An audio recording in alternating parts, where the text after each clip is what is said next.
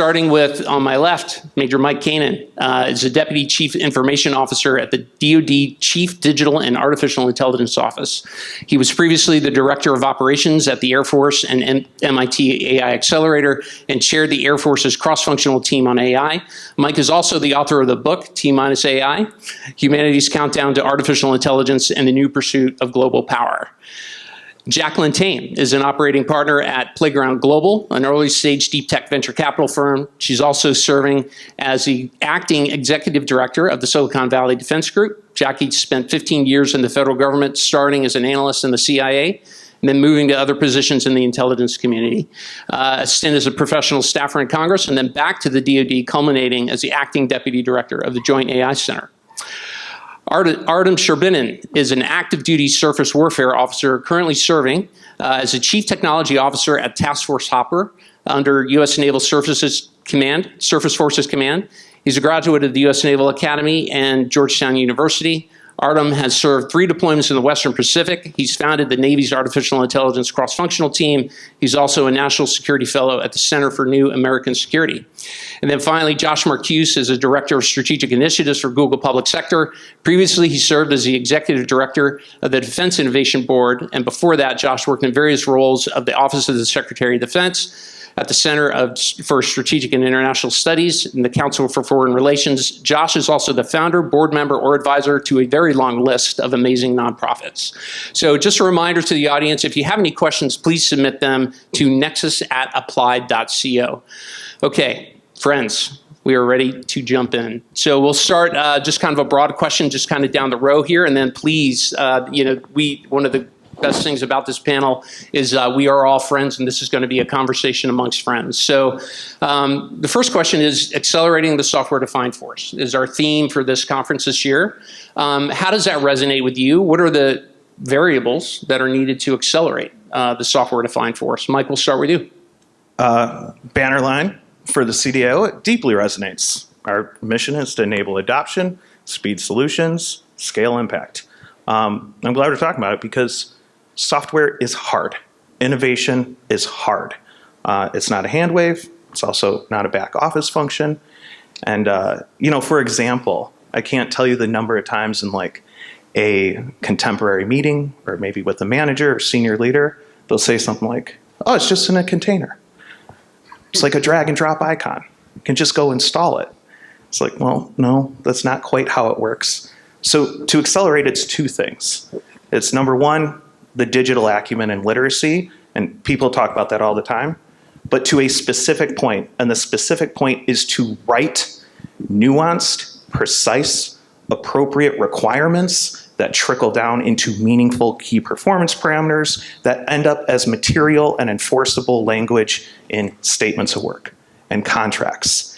And I think that is the nuance that's required. That's why what we need to accelerate. And in addition, an appreciation of that journey, what it's like to not hand wave. Jackie. Well, first of all, thanks so much for having me. It's really great to be here, especially among my most esteemed colleagues and friends. Look, I think the theme obviously resonates. I don't think you're going to find somebody that's going to say that it doesn't. Although that would be a fun conversation, so we could definitely have that if somebody in the audience feels differently. It resonates. It's also something that we talk about quite a bit at a variety of fora now, which I'm pleased about. Like the conversations are happening. The words are being said. The words are being put on paper, a lot of paper. My concern is that the action is not there at scale, and certainly not at speed. I think we're still suffering in a pretty significant way from, to Mike's point, a lack of appreciation for both how hard this is, and a lack of self-awareness about where the Department of Defense actually is, its DNA, its structural makeup, and how it's actually not well suited for sort of digital transformation in the way in which I think we all want to believe that it is and want to believe that we can make it move. And so that means it's even harder, right? Because we're butting up against operating models that don't easily lend themselves to what we're trying to do here. We're butting up against a long history of culture and competing cultures for a variety of good reasons, but ones that don't actually translate into our sort of target objectives at this point. And so I think, to answer your question, it absolutely resonates. I'm glad we're talking about it. I think we have to have more honest in public conversations about where we actually are and a lot less hand waving. Yeah, structural issues for sure. Artem. Yeah, for us in the Navy, it absolutely resonates. Our Chief of Naval Operations recently, in a public event said, I think the war with China starts in 2027. Right now, I don't want to, I'm not a personal believer in necessarily the Davidson window and that sort of foregone conclusion. But if that is the opening assumption, which, by the way, we have now clocks in our various headquarters that count down to January 1st, 2027, that means the cycle time we have to deploy software technology is much shorter. And we also know that new hardware isn't coming, right? So ships take years to make. Sensors for those ships take years to make. Software is all we have. That is, so it absolutely resonates. The structural problems are definitely there. We are struggling right now with what Mike talked about, writing the right requirements. Why? Because we don't have the right people in place. We also can't requirements ourselves out of this. While we're very comfortable writing 10,000-page requirements, those are rarely outcome-driven, right? So in the U.S. Navy, for instance, we are only now in the early stages of adopting a outcome-driven metrics approach as opposed to a requirements-driven approach. Did you meet the 1,000-page long checklist, or did you deliver a real capability that gets sailors, across the Western Pacific to potentially defeat the Chinese? So those 2 points, it certainly resonates, and we're not doing enough and need to go faster. You brought up China. We're going to come back to that for sure over the course of the conversation. Josh, over to you. It's very easy to agree with my three colleagues, but since we promised to make this spicy, I'm going to disagree just to make it interesting. Go for it. Do it. Jackie challenged me to do that. I think one of the difficulties that we constantly run into is that the department's culture always wants to push the vanguard into a narrower and narrower box and allow as much preservation of the status quo as they can. And so the only concern I have about a conference called the Software Defined Force is that it is really an invitation to the department's worst temptation, which is to say the Software Defined Force is something that happens over at the Kennedy Center for a few hundred people that are going to at this conference for the startup. The rest of us are just the force. And that's the risk I worry about. Like, the real outcome we're looking for is that everything is software defined and everyone understands that. And so, not faulting you whatsoever for the curatorial role you played here. The agenda looks amazing. You obviously chose the best possible people to be on stage here. But if I were to quibble, it would be that I really hope we get to a place where AUSA and AIA and AFA and every major convener of defense modernization is talking about software on every panel, because that's when you know that you've really accomplished something, you've really won.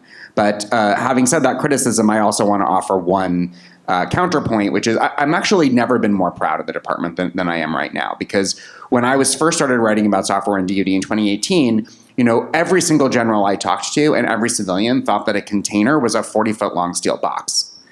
And now the fact that Mike Kanaan is talking to generals about containers and they understand that we're talking about Kubernetes, that is real, serious progress. And I think you were on this call with it was a CNAS call, or maybe you were, Artem, but Bob Work was defending the department, and what he said basically was like, in department timescale, what we have seen since 2020 is the fastest that we've ever seen change when we weren't actually shooting at people and having people shooting at us all over the world. And so we are impatient. That impatience is what is going to drive progress. That impatience will save lives. That impatience is motivating, even inspiring, when I look at the work you guys are doing, particularly you, Artem, in uniform, driving this. But we've got to get past this software defined. I mean, it's just, this is what happens everywhere. 25 years ago, everyone understood capabilities industry were software defined. So, let's push. Next year, let's just talk about autonomy is everywhere. Applied intuition is winning. Autonomy is everywhere. It's safe. It's tested. It's secure. It's happening. Like, that is the conference that I think everyone here wants to be able to go to. Well, you just made our job easy for next year. So let's pull the thread on this. I'm just going to open this question up. Okay, what's the state of play? What do we believe the state of play is? And there's multiple perspectives here on stage, right? There's an industry perspective, a VC perspective, service perspective, joint perspective. What's the state of play around progress? And what's the state of play around, like, the most challenging issue? All right, I got it. I think there are two challenging issues, and it's effectively the management of them. Look, there are legacy systems. They were not designed with modern software capabilities in mind. And there's a ton of associated complexity and technical debt that comes with those things. And you'll often hear it, gotta connect it all. Gotta connect all the data.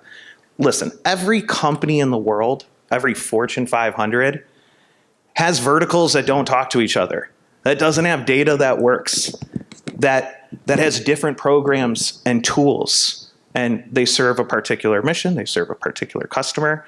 And at a certain point, we have to recognize what is worth modernizing. What is representative enough? Is the juice worth the squeeze on that legacy system, or is it not? And I don't know if we're always challenging ourselves by saying, well, all the data must, connect.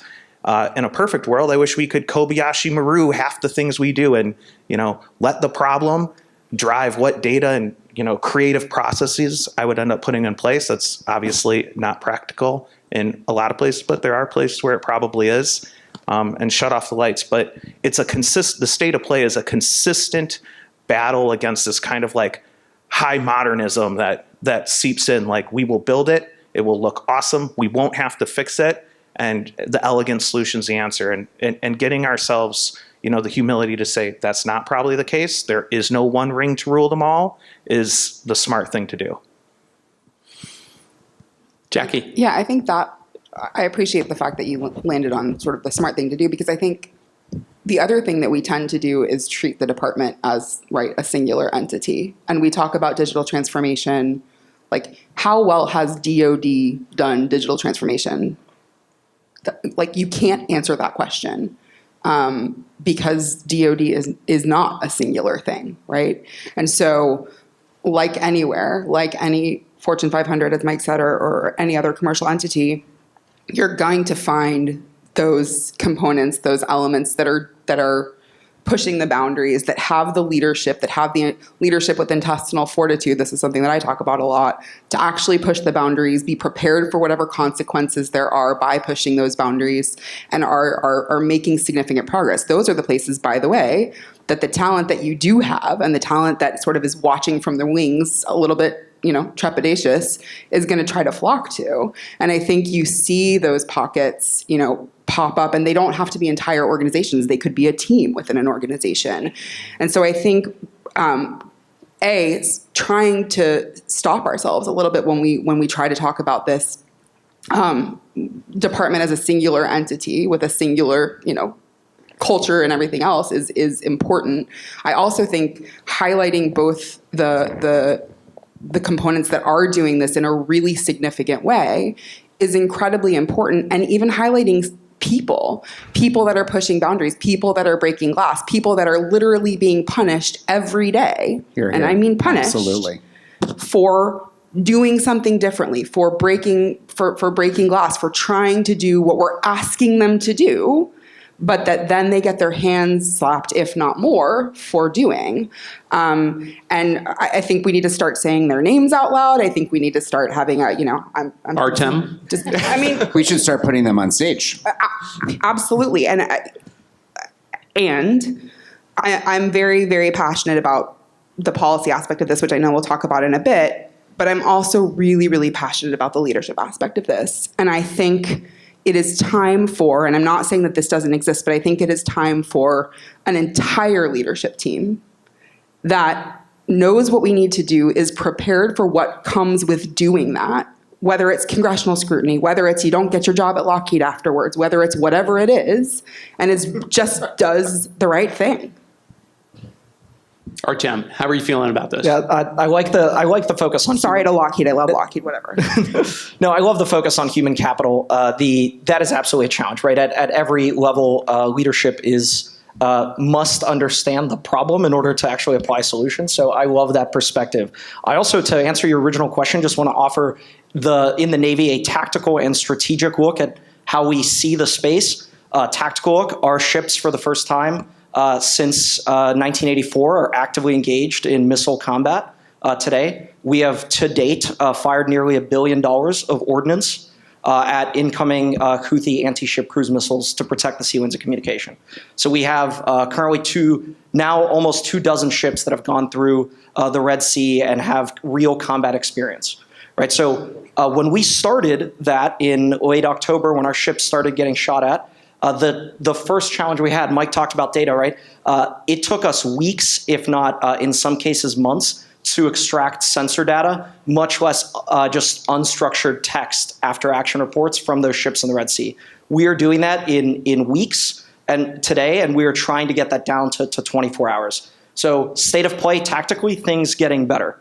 All of that is jerry-rigged. None of that was thought through, right? Our combat system, which was partially developed by my team's namesake, Grace Hopper, is written in Fortran, right? So that should give you, that's the tactical state of play today, the most advanced air defense combat system of the world, right? Strategically, how we're thinking about this, though, is how do we fix that problem? We're looking at this through a portfolio investment and through a horizons model, right? The classic McKinsey Horizon 1, 2, 3.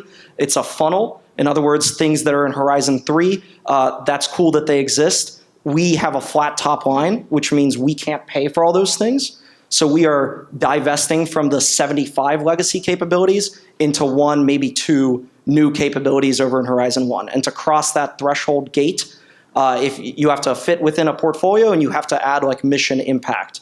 So tactically, we're getting better, room to improve. Strategically, we're trying to organize ourselves to divest from legacy and invest in the future. And we actually are, our secretary has a agenda for that called Cattle Drive, where we're literally cattle driving old bad tech towards new. But none of that will be possible without the right people in charge, both at the junior most levels and at the senior most levels in the department.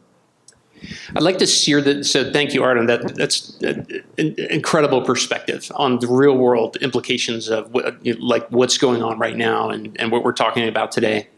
I'd like to steer this toward industry. So specifically defense tech. So I remember Josh and Mike and I were running around when I was still in uniform around Silicon Valley, talking to startups and emerging tech companies, and they were looking at us like, why we're confused. Why do you want to talk to us? And so it was a very obviously slow process, but I would say that, defense tech is pretty hot right now. So Jackie, what do you think? Why is that?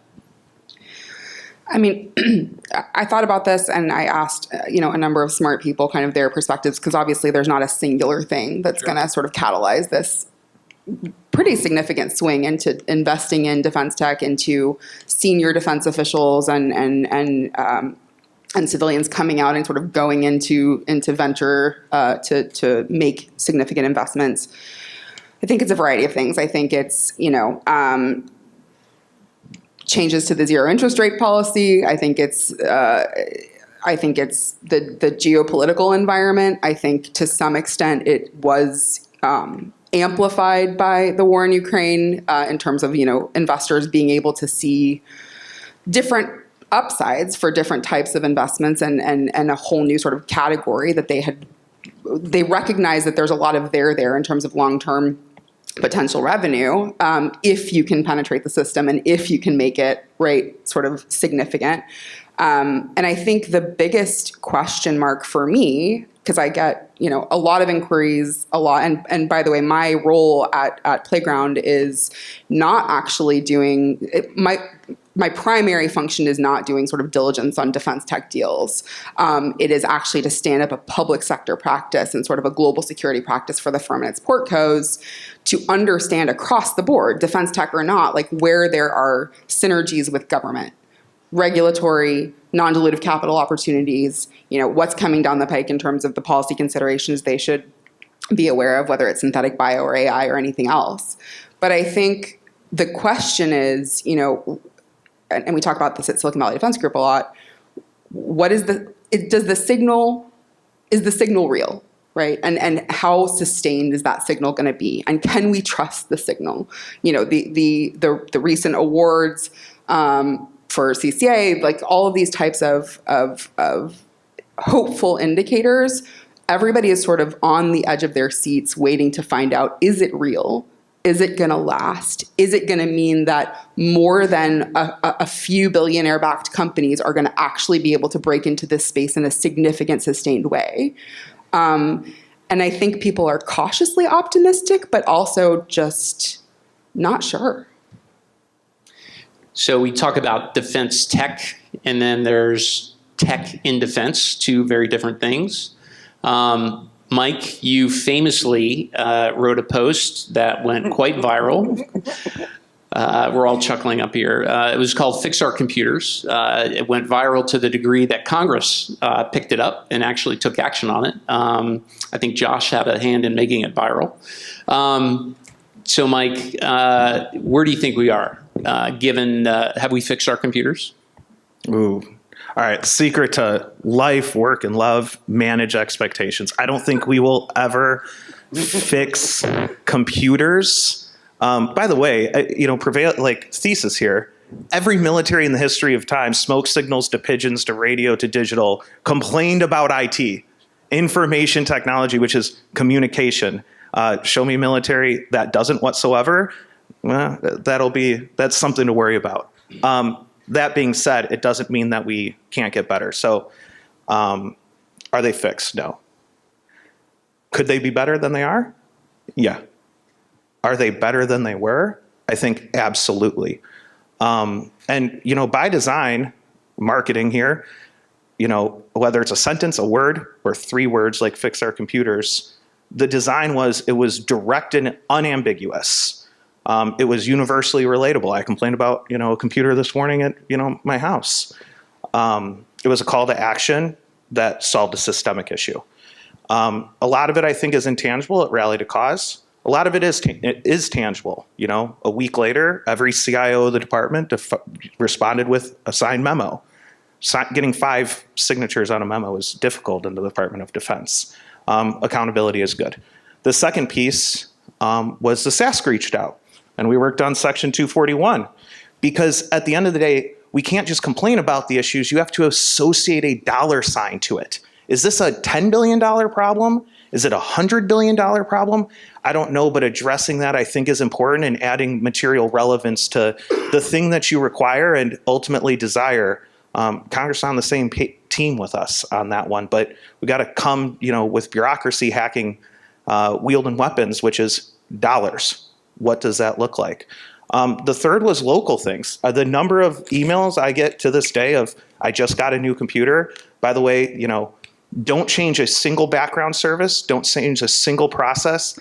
Hand someone a solid state drive and, read right into swap space is a lot faster than it was before.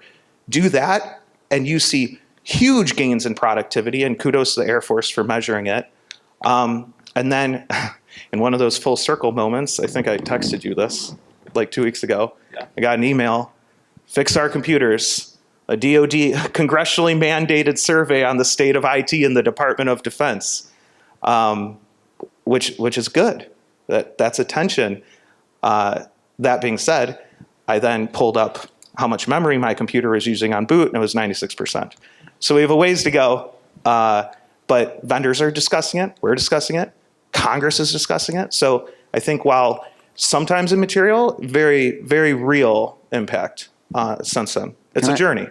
Can I jump on that? So Let me, this is kind of weird, but let me offer a literary critic's interpretation of the meta significance of fixed-star computers. Okay, so there was. This is why we invite Josh to all the panels. Apart from the content of the post, which is actually very poetically written, if anyone just like great use of repetition as a rhetorical device there, Mike. But I think there are three reasons why it resonated so much, and the reason why it's worth belaboring these three reasons is that this is a playbook we should run on other areas of technology. And here are the three reasons. First, the real point of fixed-star computers is that what Mike was saying is our foundational infrastructure is a warfighting platform. Don't only look at new flashy pointy things at the vanguard of technology. The underlying substrate of everything is your basic infrastructure. Without cloud, without tooling, without access to data, there will be no fun things. Like, you need to have the basic things. So that message of eat your vegetables was a really important, broader thematic point about fixed-star computers, which is say, really, we need our senior leaders to pay attention to the foundational infrastructure. Second, it was an intergenerational call for action. And if I look at the broader sweep of the bureaucratic knife fighting that all of us on stage were principally engaged in for most of our time in government, or are still engaged in government, there's actually a big socio-emotional and intergenerational aspect to all of this. And people glommed on to the young officer calling out the senior leader saying, our shit ain't right. It doesn't work. And people loved that. For good reason, and we need more of that, and that's powerful and important. And the third reason why it mattered so much is that it was a warfighter-centric message. This was not a technology-centric message. Mike was saying, we can't do our jobs. This sucks for us. This is a quality of life issue. This is a recruiting and retention issue. We have this crazy cognitive dissonance that everything we have in our pocket has more computing power than what we're supposed to use to defend the free world. Those are the three reasons why fixed-star computers was about so much more than fixed-star computers and became the rallying cry of our movement. All credit to you, Mike. And so, like, we need a rallying cry of that nature in that tone with those qualities for more than just basic IT. Artem. So when Mike's post came out, I was in the South China Sea where I read it. I waited about 30 minutes that morning for LinkedIn to load on my government. You will laugh at this. Windows XP, this is the year, I think it was 2022 is when you post that. Windows XP computer, right? Microsoft discontinued support for Windows XP in 2015. So if you have one of those computers and you log into the internet, good luck surviving. And I mean from a cybersecurity standpoint. And I remember reading this just infuriated. Because let me give you the state of play of what my experience was on a ship versus, folks, let's say ashore. On a ship, we had a crew of 380 officers and sailors. I had 150 gigabytes of shared drive space between those 380 people. The most powerful piece of computing hardware on that ship was a sailor's gaming laptop with an NVIDIA 2000 series card. Right? So that was the state of play that we were living in. We printed Mike's post out in the wardroom where the officers sit, and the intergenerational component came into full swing, where our captain executive officer said, I don't see the problem. The rest of us were kicking and screaming. Fast forward today, we've fully taken this to heart in the Navy, but to an almost extreme degree. We have a big disconnect between our ships and how our forces operate on shore. On shore, we have access to Microsoft cloud services. We have access to pretty much everything that you use in your normal life. The ship's state of affairs remains very similar. And we've taken a data-driven approach to identify what those gaps are. We call it a float digital quality of service. Quality of service meaning the quality of a sailor's experience serving in the Navy, holistically. In other words, when they show up to work and then when they leave, did they have a positive experience? So we've surveyed the force, and that data is being provided both to our resource sponsors in the Pentagon to make informed divestment decisions in fiscal year 27, as well as to our congressional partners to help facilitate making those informed fiscal decisions. So even if there is that intergenerational gap, we suspect we'll be able to make those divestments and crucial investments to improve that quality of service. Artem, I want to stick with you just for a second because you're bringing up a really important point. We talk a lot about, of course, in my company and throughout, the Defense Department, as I mentioned, Replicator in the opening remarks. we're talking about autonomy. We recognize that autonomy has to be sustained at the edge, which means software at the edge. How's the Navy thinking about that? I mean, given what you just described, what is the modernization, at least, challenges, progress, thoughts? What can you share? And then we'll open this up for any other perspectives. Yeah, so for us, our biggest interest in applying any sort of autonomy or artificial intelligence solutions writ large, whether that be automatic target recognition, right, things like that, is absolutely operating in a DDoS environment. Right, our ships are connected, but to a small degree, small pipe. In other words, if we're running a model at the edge, it is running in inference on a GPU locally on that ship. Now, that doesn't mean we need to augment all of our ships with 8 H100 GPUs. We recognize that. So we're taking a modest approach today to improve connectivity, but also to add hardware to the ship so that in the future, when the necessary software becomes available, whether it's for autonomy applications or those other things mentioned, or even large language models for supporting ship maintenance and admin tasks, things like that, we're making that investment today. But it's challenging, right? It is programmatically, it is challenging to convince resource sponsors in the Pentagon to pay for compute.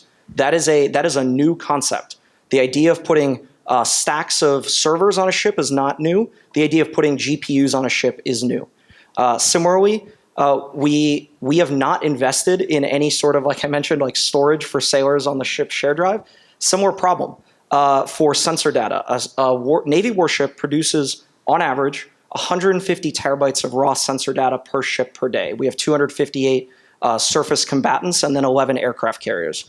That is more data than any vessel or any physical piece of hardware in the Department of Defense. We are capturing minuscule percentages of that data, which means we're not able to apply that to train any sort of model. So any compute that we put on the ship is for naught. So we are making investments, but we've got a long way to go. Wait, I'm sorry, I was saying, why do you not want to put those H100s on the ship?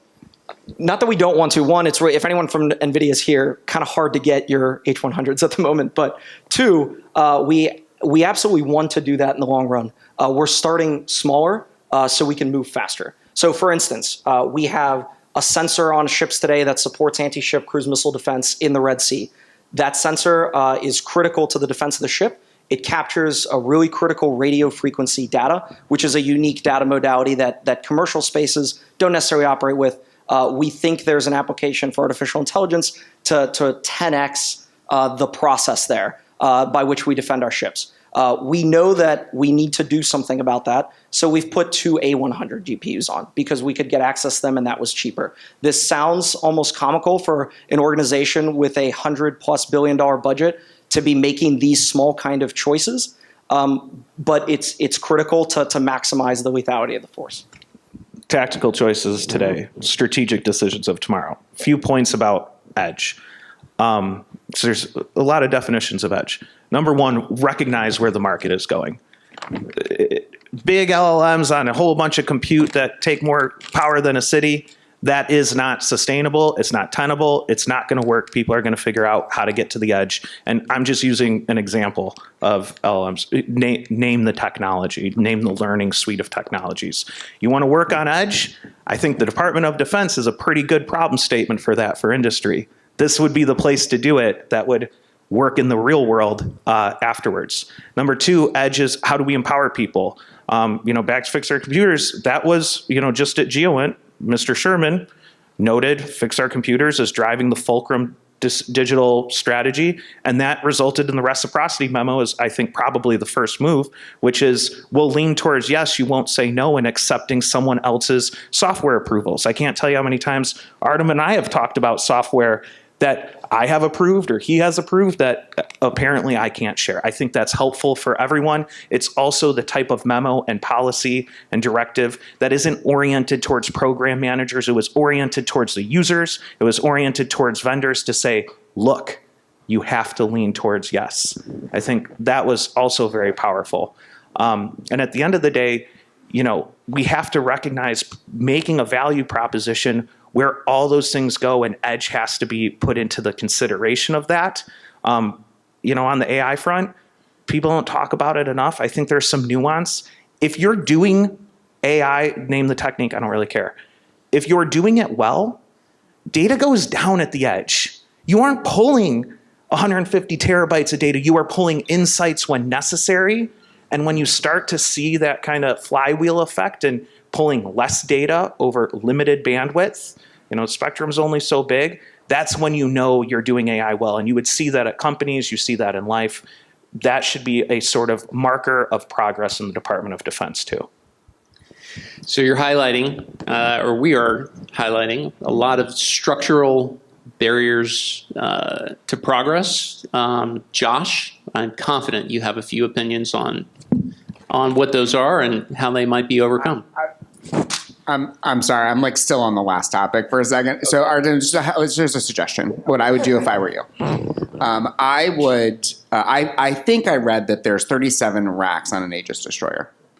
I would put out a challenge, like an X Prize, to any company that can shrink 37 racks down to 10 racks and use all the size, weight, and power of the next 20 racks to give you a floating data center. Your ships now can generate more power than they need, more water than they need. They should generate more compute than they need. And do it probably like some ready to decommission ship and say do it as an experiment. I would love to throw my engineers at that problem. And you would love to experiment with all the magic you could make happen if you had that. I think that'd be a very exciting challenge for the Navy to put out. Just a thought. But instead of that, we're doing reciprocity memos where there's already statute that says what we need to do. So. Well, I do prefer a world with reciprocity memos than a world without reciprocity memos, but I do think that is very much losing the last war instead of preparing for the next war. But super quick, because the main structural barrier I'd like to talk about, Jason, is actually reciprocity memos. I do want to just bring up one thing, which is where me and a lot of my colleagues focus our time right now, which is on the self-denial of service attack that is the ATO. I am just blown away by how self-defeating Authority to operate. Authority to operate. I continue to be blown away by this policy that made an enormous amount of sense in an era that is completely gone. To protect systems, and now that very methodology is preventing the department from getting the technology it has, and let me say this slowly, technology it has already bought.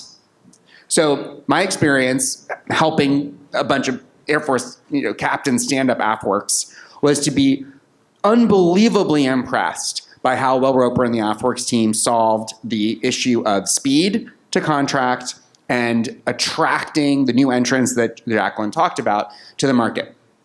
Very different strategy than DIU. I love DIU. I loved their approach. I also loved AFWERX and their approach. Their approach was we want to get thousands of companies serving the DoD market as fast as we can. And 80% of the companies they brought into contract, whether they were small contracts or significant contracts, were software companies, which is what you would expect, right? Lots and lots of SaaS. SaaS that someone in the Air Force or someone else in DoD said, we could use this for a mission purpose.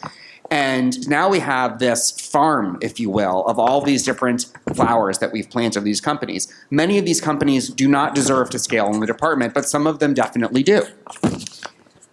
All of them now have to take a number and wait in line to get permission to plug the software that the taxpayer has already paid for into a system where an actual user could get access to it.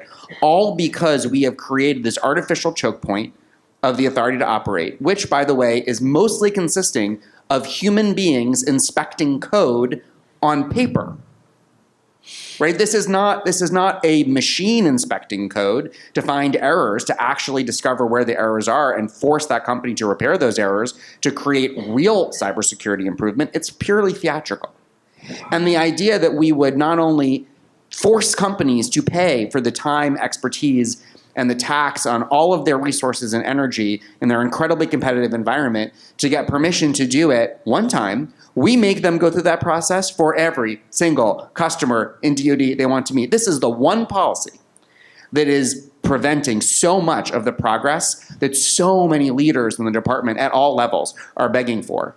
And it is truly the one thing that could be replaced with machines. Because all of this could be automated. It's code that you're supposed to be inspecting. And it's thousands of controls.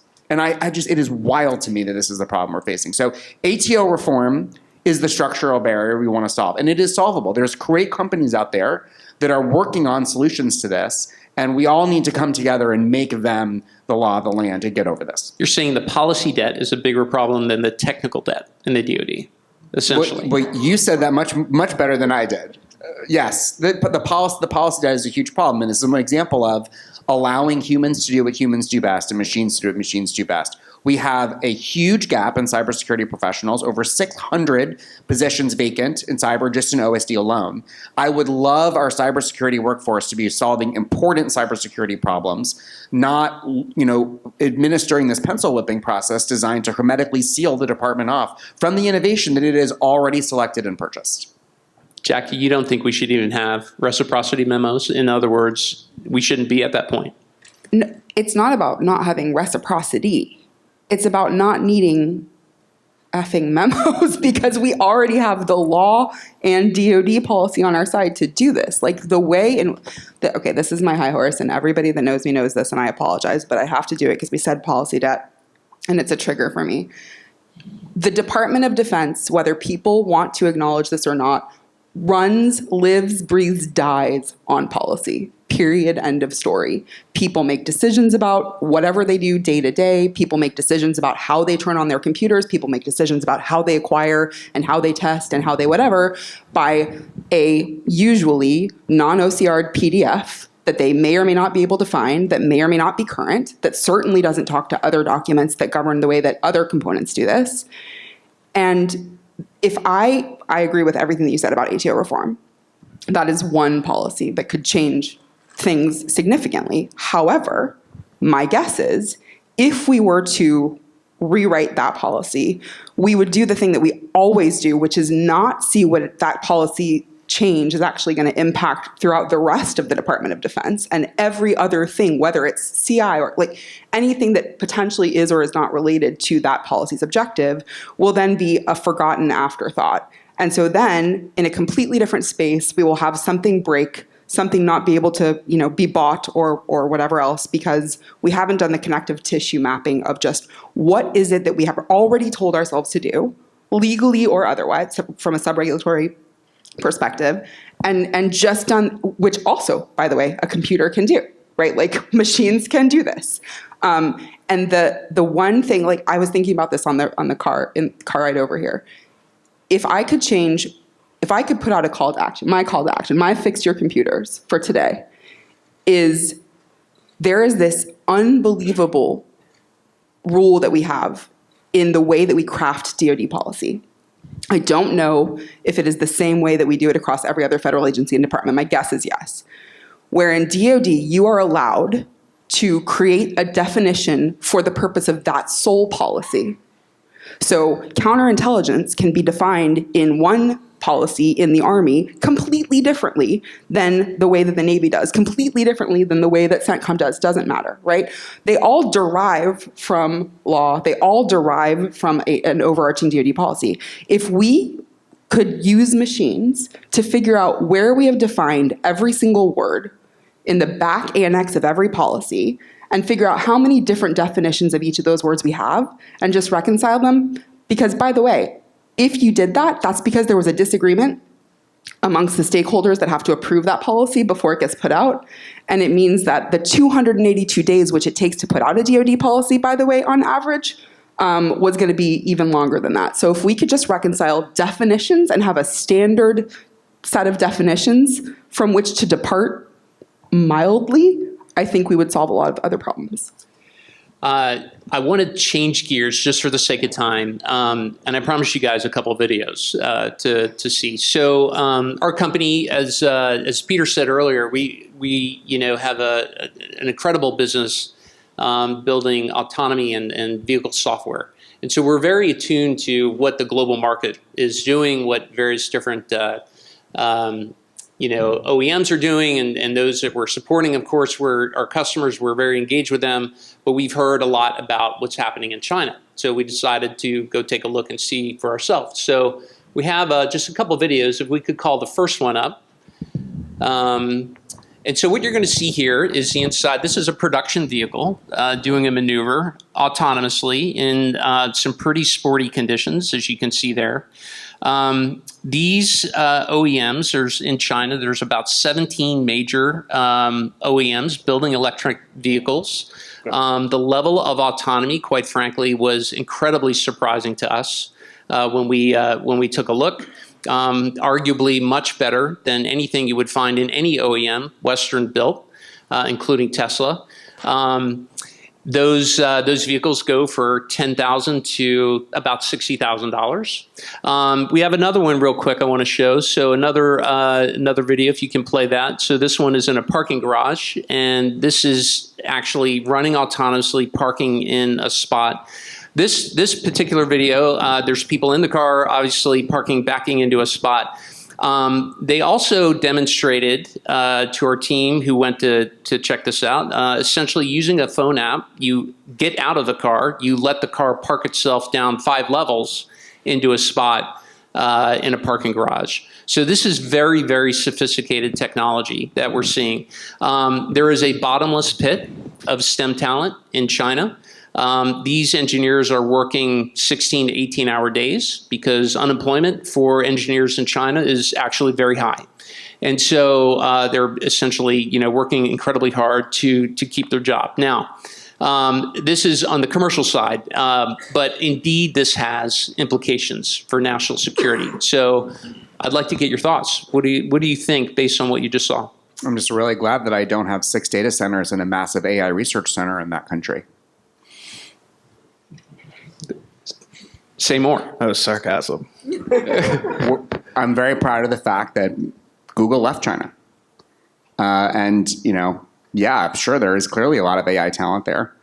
But we were attacked by the PRC and we left. And looking at that kind of progress they're making, provoked that reaction from me that I understand what side I'm on. And I'm really glad that we're building our data centers and supporting our customers here and only here. So none of us saw these videos, just for what it's worth. Digital authoritarianism, that's the power of that, right? In the short term, how many times do you find yourself saying something like, "Oh, if only I had a little more data. If only I had a little more." They don't. Sure, you want more data, you get more data.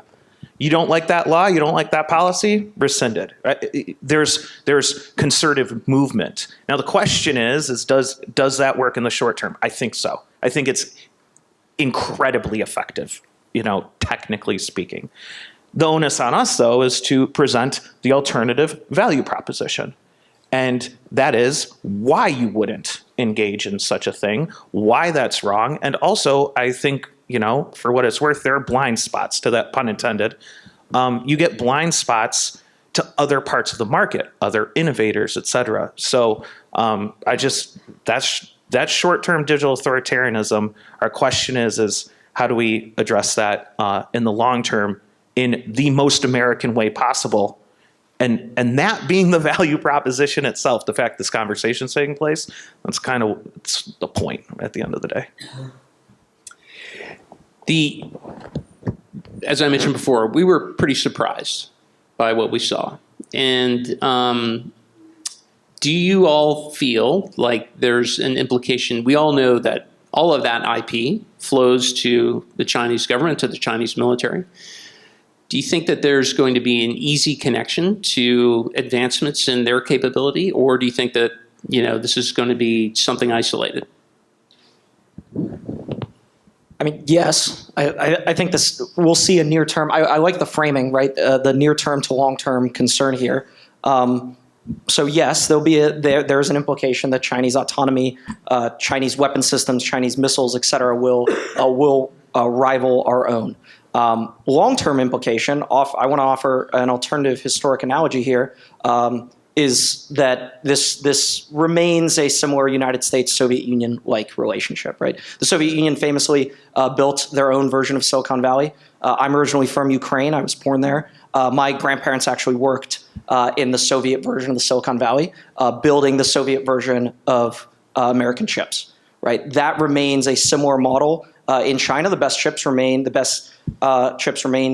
be designed here in the United States, not in China. There are statistics that show things like the number of Chinese top research papers on AI now exceed those of the United States.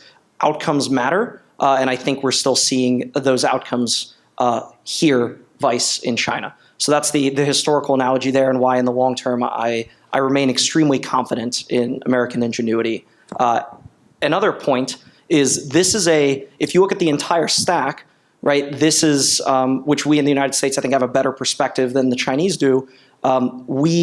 Most of our allies, not China's allies, control this marketplace, right? If we're just talking AI and autonomy, I strongly suspect that the Netherlands will not be selling advanced lithography machines to the Chinese because they are a NATO ally, right? So the implication here is that the strength of our partnerships and the fact that this is truly a global market makes it very challenging for the Chinese to maintain a long-term lead on the United States. I want to make some time here. We've got about 5 minutes left for some audience questions. So one of the first questions I've got is structural reform. Is there an organizational change needed in the DOD to essentially accelerate the software-defined force? Budget reform.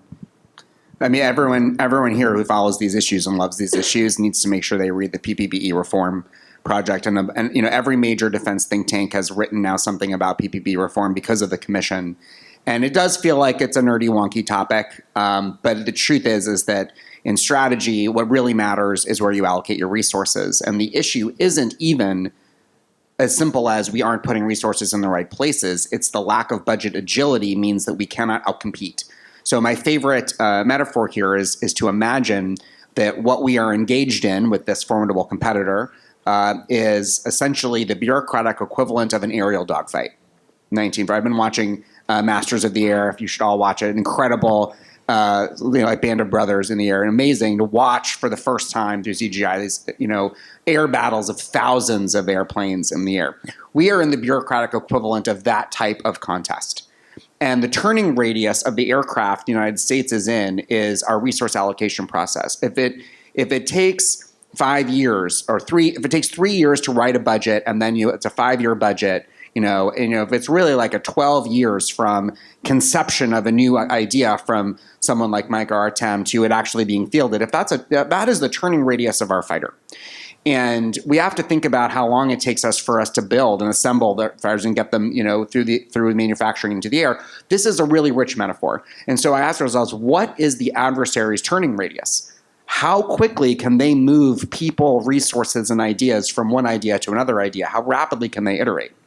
And our PPBE process is our fighter. It is our cycle time. We may have amazing new ideas, new technologies, new trends and fads, generative AI or whatever, new chips coming out. We cannot get those into the hands of our labs or let alone our warfighters faster than we can allocate resources. And the fact that we have in-year reprogramming for some small fraction of the budget was extremely difficult is not a panacea. We need a new way to think about generating software-defined combat power. To the point, I love the example, and I want to highlight, Artem said how fast we had to iterate in order to do the data processing to respond to these missile threats. There is no requirement that could ever be written, right, that could ever respond to that need. You have to have a capability aboard the ship, a capability in the squadron, a capability at the battalion level to sense and respond and operate that OODA loop. There is no way that we would ever be able to do that unless we reimagine how we allocate resources. And so I think about long-term structural change and like real structural barriers. The inability to move resources to need within a 1-year cycle is the challenge. And, Replicator is a perfect example. I mean, such a desperate need for a program like that, and yet the debate over it has all been about like, well, do you reprogram the right resources, and was it appropriated correctly, whatever. And so, Ukraine and Russia are manufacturing 1,000 unmanned vehicles a month, and we're trying to set a goal of doing 1,000 unmanned vehicles in 18 months. And the debate we're having in this country isn't about what is the democratic response to civil military fusion. The debate is about, well, I don't know if you have the right color of money in the right place. That is the structural barrier I worry about. That is a structural barrier, but it also is incumbent upon each of us to operate with the courage and the wherewithal to set new precedents. I would be happy. If you want to know how colors of money end up being allocated, it is a paragraph on an Excel file attached to a line that someone reads, and then they exercise options that obligate, programs somewhere out there in the world doing real war fighting, the manner in which they, procure FAR Part 10, 12, whatever, 15, 3600 and 3400. You give me an AI requirement, I will C-SPAN star that and tell you it is an O&M, function and requirement, and I could tell you it's an RDT&E requirement. Depends on how you want to argue it, and it depends on how you want to look at it. Now, we've seen the Army say RDT&E is going to use for sustainment. Okay, we're getting closer, but I do think that there is an ability now that from partners and vendors, from those who are leaders in the military, from civilians right now to say, hold the phone. I can set that precedent. I can be creative in the way I'm talking about it. And by the way, if every system in the world is going to have some capability where data writes software, there's your AI definition for I don't care what technique, that's fundamentally it. That's an O&M function, that's an RDT&E function, depends on the year, it depends on what you're up to, and I would say, operate with courage and argue that is the call to action.